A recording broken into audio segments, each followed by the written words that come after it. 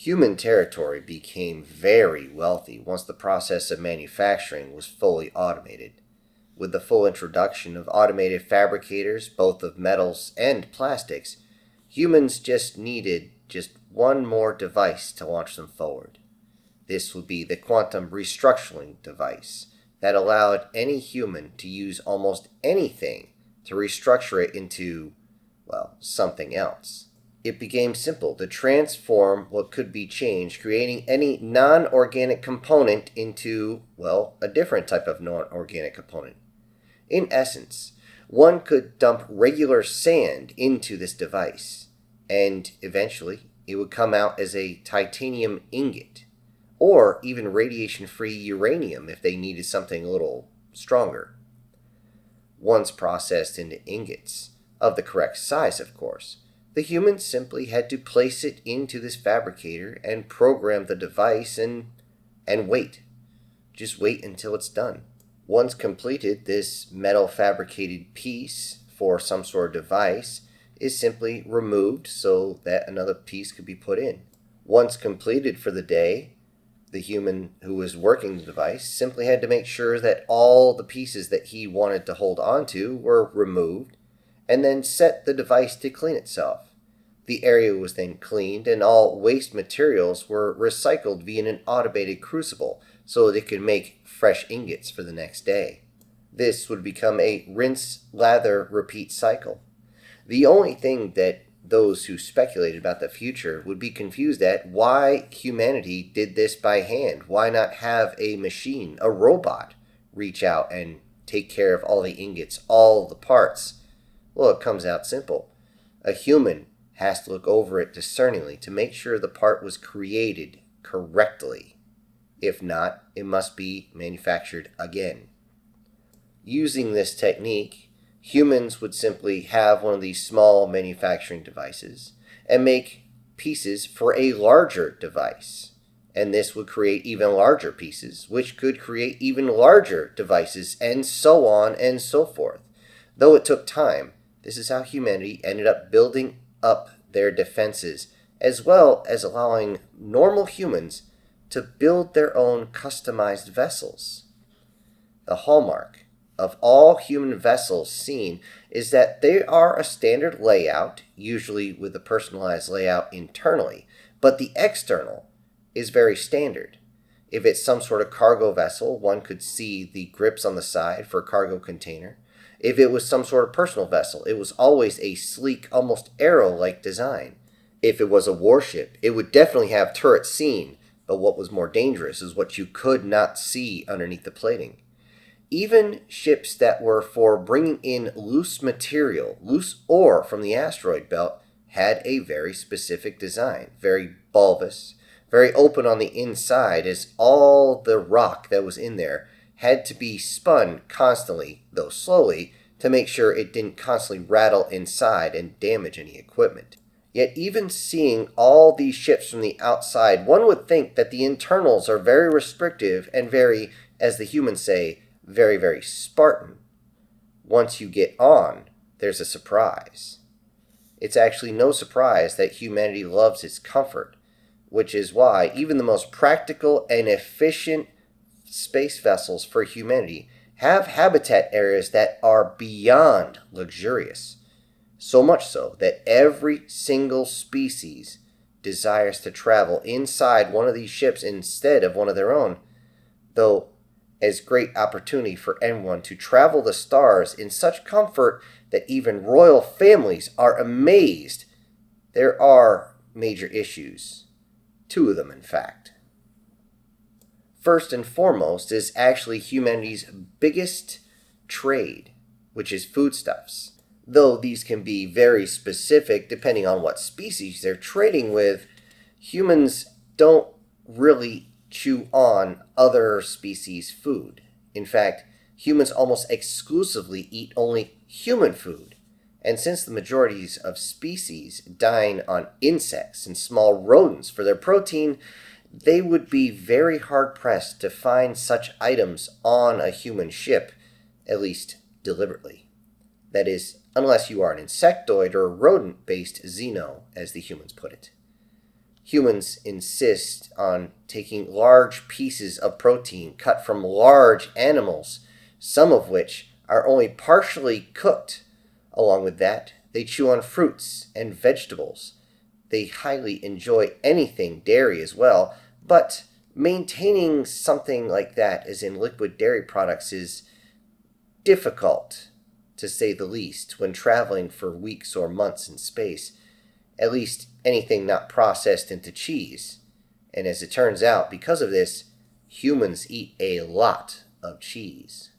The problem with the foodstuffs is you can't grow dairy or very large protein sources in a hydroponics bay, at least not the type of protein humans like. So the food on a human's vessel is limited, to say the least.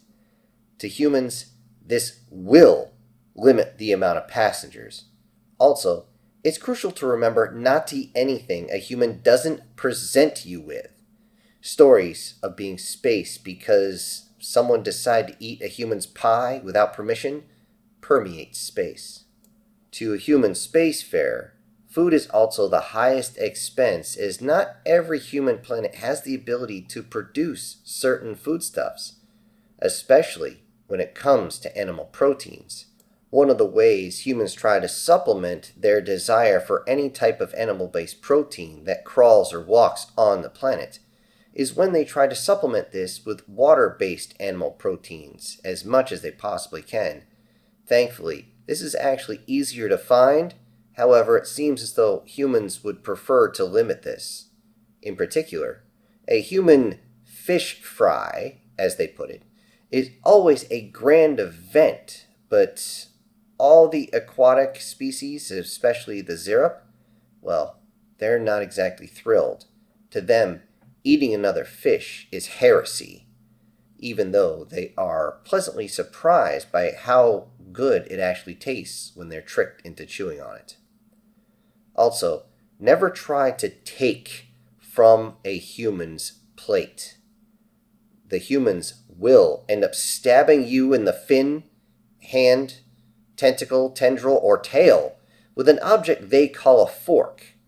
It is noted that this experience is in no way pleasant, and sometimes the human will be angry enough to drive this fork device so deep that it will go through the appendage and affix you to the actual table itself. The second issue when dealing with human flight, although it doesn't happen nearly as much anymore, is that some nefarious personnel have attempted to forcibly commandeer a human ship, even in transit. A quick word of advice to any who think this is a good idea: don't. The humans are never the only beings controlling this vessel. And by that, I don't just mean physical. They always have an artificial intelligence somewhere that will activate the robots or androids, and will also have no issues in spacing anyone that threatens the safety of the owner, captain, or the crew itself. It is important to listen to the rules and follow them exactly, and you will have the most enjoyable travel experience. Just always remember that you will have to leave these unbelievably pleasant accommodations. If one is willing to follow the rules, then all you need to do is understand the very first rule, and you will be completely fine. In fact, you will not want to leave. As stated before, refilling foodstuffs can be expensive, as well as the dock fees, loading, unloading fees, permits, licenses, and paying the crew, and humans have adopted an old phrase because of this. A slightly modified phrase from when it first came to fruition, but it's clear that the humans believe everything is in trade. You just have to speak the language, as they would say. Talk in a way that they understand to make sure that you are able to afford this trip, because they need to make sure that they get a profit from it. As a hint, even though they do not require fuel for travel, the idea of paying for fuel or paying for gas is an old custom when it comes to sharing a ride or giving a ride even to a friend to a human.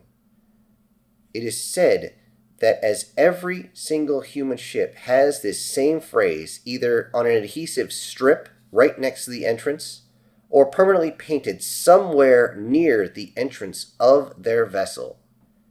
And you'll see it as it reads, "Gas or ass, nobody rides for free." Thank you all for listening to the Automated History Safety Briefing here at the Canuba Station. Please enjoy your flight, and we will soon be arriving at Dock Station 18, where all human vessels are docked awaiting passengers. Enjoy your flight. Hello everybody, this is Syntax. Thank you for joining me today on this short story. Now before I go, I have to mention that the winner of the Find the Logo on the Thumbnail game is EdgeSight. Congratulations.